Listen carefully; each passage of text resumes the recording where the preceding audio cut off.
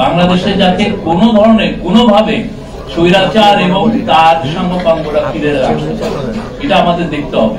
বাংলাদেশের ইতিহাসে তারা নতুন একটা বাকবদল করতে চাচ্ছে এবং এটা তারা পৃথিবীকে বলছে যে আমাদেরকে তোমরা ডিগনিটির সাথে দেখো, আমরা এসছি, উই আর হিয়ার।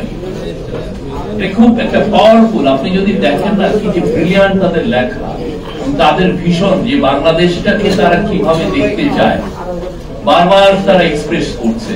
খুব আমাদের সত্যি কথা, আমরা যখন ইয়াং বয়সে বড় হই আমরা খুব টকেটিভ নেশন ছিলাম, আমরা টকেটিভ জেনারেশন। আমরা মিছিল করতাম, আমরা স্লোগান দিতাম, আমরা আড্ডা দিতাম। আর এরা হয়তো অনেকে দেখবেন যে মোবাইল নিয়ে বসে আছে, কিন্তু তার যে ক্রিয়েটিভ যে এনার্জি, সে গ্রাফিতিতে সে এটা দেখাচ্ছে। এটা শুধুমাত্র তো ঢাকা না, বাংলাদেশের প্রত্যেকটা জায়গায়। আমি পুরো বাংলাদেশ ঘুরি এবং আমি বলবো যে এটা পুরো সারা বাংলাদেশ এখন গ্রাফিতি আর্টের বাংলাদেশ। প্রফেসর ইউনূস যতটা দেশে গিয়েছেন, উনি 4টা ভিজিট করেছেন এবং যত ডিগনিটারি ওনারা এখানে এসেছেন প্রত্যেককে উনি একটা গ্রাফিতির বই দিয়েছেন, আর্ট অফ ট্রায়াল। আজকে যে রাজীব হোসেন যেটা দ্রোহের গ্রাফিতি, এটার আর একটা এডিশন, এবং আমি বলবো যে এটা টেকনিক কাজ হয়েছে। আমরা এই কাজগুলোকে কেন প্রিজার্ভ করব? খুবই এটা আমাদের দরকার। আমাদের দেশের একটা বড় সমস্যা ছিল আমরা ডকুমেন্টেশনে দুর্বল। আপনারা এখানে যারা সাংবাদিক আছেন তাদেরকে আমি বলবো 1971-এর 18ই ডিসেম্বর বা আপনি বলবেন 22শে ডিসেম্বর থেকে 72-এর 1972 জুনের পর্যন্ত আপনারা পেপারগুলো পড়বেন বা পুরো 72 সালটা পর্যন্ত পেপার পড়বেন। দেখবেন যে আমরা এই যে 1971-এ যে আমাদের একটা মহৎ একটা মহান একটা বিপ্লব হলো, মহান একটা লিবারেশন স্ট্রাগল আমরা করলাম, ওয়ার করলাম, একটা ভয়ঙ্কর রকমের একটা মিলিটারি এগেইনস্টে। দেখবেন ডকুমেন্টেশন নাই, খুবই পোর ডকুমেন্টেশন। আমি ওই পেপারগুলো পড়েছি, পড়ার কারণে আমি বলছি এটা কারণ কি, আমরা আসলে এত বেশি মানে শেখ মুজিবের প্রথম কয়েকটা মাস এত বেশি আমরা এক হলো ভঙ্গুর একটা ইকোনমি, আর একটা হচ্ছে যে তার যে মানে খুবই বলবো যে না বরং তার বলবো যে তার যে বাজে রকমের একটা ইকোনমিক পলিসি, হ্যাঁ সুইসাইডাল বলবো, তা বাংলাদেশকে আরো গরিবের দিকে নিয়ে। তো মানুষ তখন কি নিজের বাঁচার যন্ত্রণায় সেই গ্রাফিতি কি করবে আর গিয়ে কি করবে। ফলে আপনি দেখবেন আপনি ওই পেপারগুলো আমি সবাই আমরা খুব ডকুমেন্টেশনে দুর্বল ছিলাম। ফলে এসে দেখবেন যে 10, 15, 20 বছর পরে কেউ 1971 সালে জন্ম হয়েও কিন্তু সে মুক্তিযোদ্ধা হয়ে গেছে, ডাকাত হয়ে গেছে, মুক্তিযোদ্ধা, মন্ত্রীও হয়েছে, ঠিক না? তো এই যে এটা কারণ কি, আমরা ডকুমেন্টেশন সে সময় করি নাই, কার কি রোল ছিল আমরা এগুলো লিখি নাই। পরবর্তীতে যে যার মতো নিজে আবিষ্কার করেছে, আমি এটা হয়ে গেছি, ও এটা হয়েছে। এবারে যে গ্রাফিতির যে বই আমাদের এই বিপ্লবকে ধরে রাখবে, নতুন বাংলাদেশের যে গণ অভ্যুত্থান হলো, এই গণ অভ্যুত্থানকে ধরে রাখবে, এটা খুবই ইম্পর্টেন্ট। মানে এইটা ধরে রাখাটা কেন ইম্পর্টেন্ট, আপনি দেখতেছেন যে আওয়ামী লীগ এবং পতিত স্বৈরাচার, চোরতন্ত্রের জননী, ঘুমের জননী, তারা চাচ্ছেন বাংলাদেশকে এই যে ন্যারেটিভকে তারা চ্যালেঞ্জ করতে চাচ্ছেন। বারবার আপনি ওদের মেসেজ গুলো দেখেন, 3000 পুলিশ মারা গেছে, ওদের মাঝে ইউনূস হচ্ছে জঙ্গি লিডার, ইউনূসকে ঘিরে আছে কারা, জঙ্গি লিডার। এটা কেন করছে না, এটা খুবই ওয়েল অর্কেস্ট্রেটেড ক্যাম্পেইন এবং এটা ইন্ডিয়ান মিডিয়াও এটার সাথে জড়িত। তারা মিলিয়নস অফ ডলার খরচ করছে এই হাসিনার অলিগার্ক গুলো। সে একটা নতুন ন্যারেটিভ তৈরি করতে চাচ্ছে, ওয়ার্ল্ডে বুঝাইতে চাচ্ছে যে তুমি যেটাকে গণ অভ্যুত্থান বলতেছো সেটা আসলে গণ অভ্যুত্থান না, সেটা আসলে এটা হয়েছে। যাতে এটা কারণ কি, এটা খুব বড় রকমের একটা চক্রান্ত, যাতে আপনার আমার দেশের উপরে সে কোন রকমের কোন বিদেশিদেরকে বুঝাতে সক্ষম হয় যে আমাদের দেশে যেটা হয়েছে সেটা আসলে মানে এটা গ্লোবাল অর্ডারের বাইরের কোনো কিছু। আমাদের উপরে যাতে সে চাচ্ছে, বলতে চাচ্ছে যে তোমরা এদেরকে দেখতেছো, সেই লোকটা তো এটা না। প্রফেসর ইউনূস পাবলিক লাইফে আছেন 6 দশক ধরে, তার প্রত্যেকটা বাপ, তার ক্যারিয়ারে সবাই চেনে, অথচ তাকে তারা এইভাবে পোর্ট্রে করছে। কারণ সে বাংলাদেশে যে একটা ইউনিক ইতিহাস, নতুন বাংলাদেশে এটাকে উল্টে দিতে চায়। এই কাজটা তারা কিন্তু আগে করছে। আপনি দেখেন পুরোটা 15 বছরে কয়জন লেখক আছে যে 74-এর ফ্যামিলি নিয়ে লিখেছে? আপনি দেখেছেন? কারণ কেউ নাই। আপনি যে আফতাব আহমেদ, যিনি ছিলেন কি জন্য বাসন্তীর ছবি তুললেন, উনি মিস্টিরিয়াসলি মারা গেলেন, কেউ এটা ইনভেস্টিগেটও করলো না। পুরো আপনি 74 সালে আপনি রক্ষী বাহিনী দ্বারা যেটা আমরা দেখেছি, যেটা পড়েছি, 30,000 লোক মারা গেছে। আপনি ইউটিউবে ঢুকলে ওই যে 74 সালে যে ব্রুয়েল কিচেন, হ্যাঁ, যেখানে মানুষকে যে জনগণকে খাবার দেওয়ার জন্য যে সেগুলো পুরো আছে, কিন্তু ওইটা সব 15টা বছর ধরে তারা সব এই যে হিস্ট্রিকে যে ইরেজ করে নতুন হিস্ট্রি চাপানো, এটা ওদের, এটা হচ্ছে they are quite good at it. মানে এই জিনিসটা তাদের একদম পুরো আপনাকে শোষণ করার মূল হাতিয়ারই হচ্ছে আপনার হিস্ট্রিকে আপনারে বুঝা দেওয়া, এবং আপনাকে বলবে আপনি সে অপ্রেসর, কিন্তু নিজেকে সে বিদেশে জাহির করছে আমি অপ্রেসড।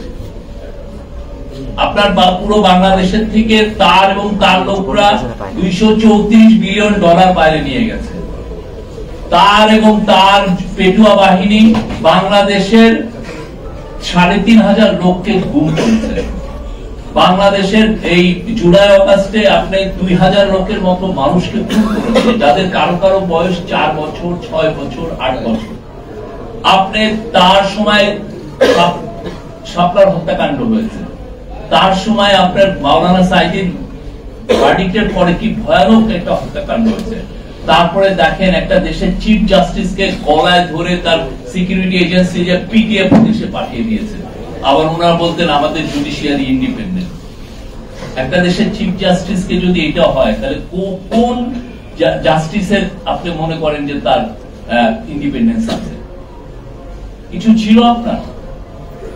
এবং যে যখনই একটা ভালো মানে বিএনপির এক লিডারের এখন সম্ভাবনা হয়েছে যে উনি বের হবেন, আমরা শুনেছি যে তাকে এখন জামিন দিতে পারবে, এটাও আমরা শুনেছি যে তখন জাজের রুমে সিকিউরিটি এজেন্সি লোক পাঠিয়ে দাও।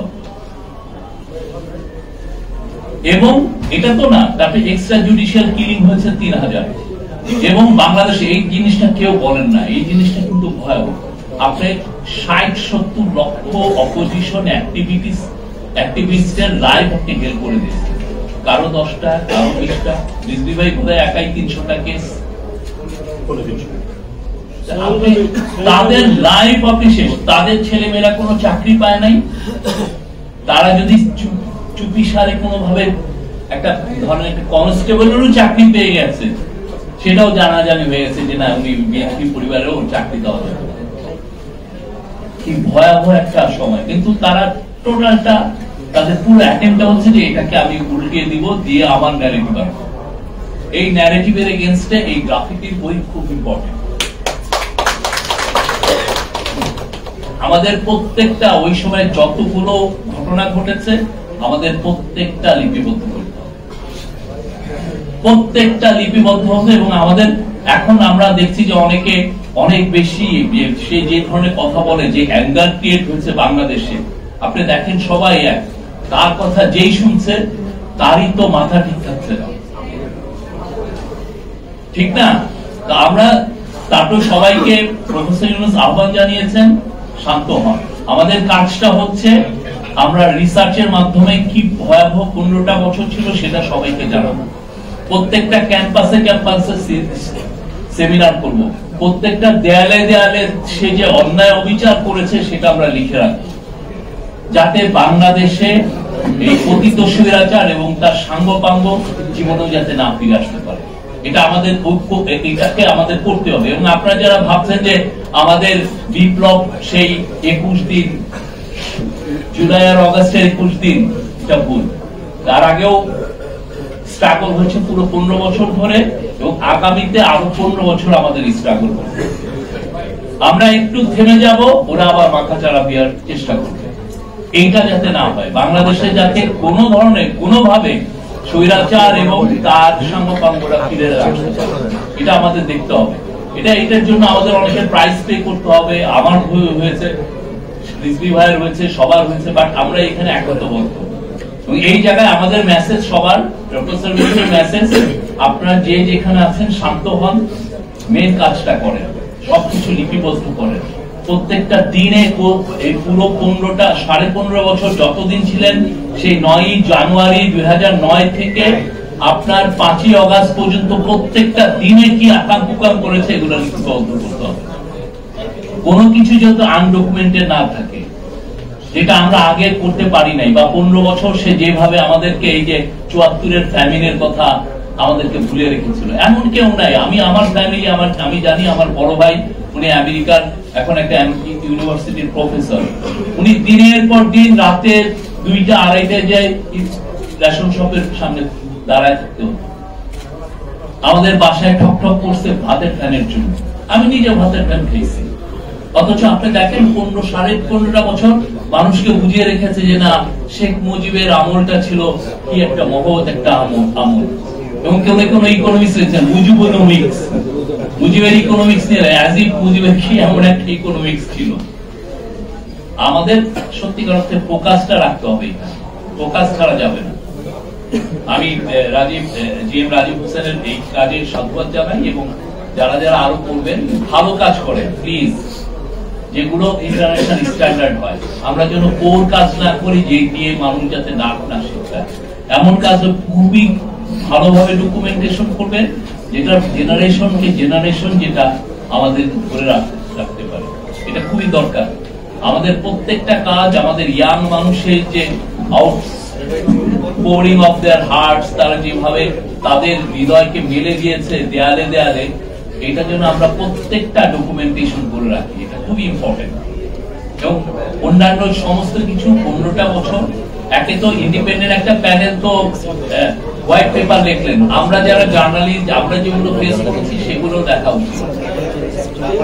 Thank you. আমি আর বাড়াবো না। Thank you very much.